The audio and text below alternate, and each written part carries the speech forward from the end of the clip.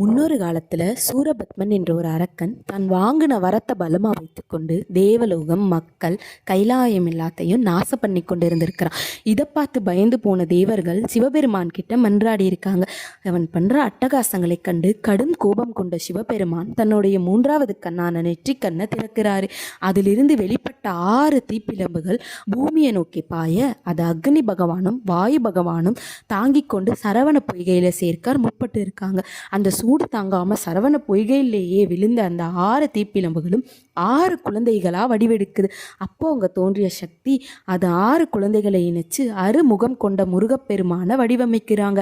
அப்படி தோன்றிய நம்ம தமிழ் முருகப்பெருமான் தான் பின்னாளில் சூரபத்மனை வதச்சு அந்த தேவலோகத்தையும் மக்களையும் காப்பாற்றினதாக புராண கதை ஒன்று இருக்குது. இதை தவிர வேறு சில வரலாற்று கதைகளும் இருக்குது.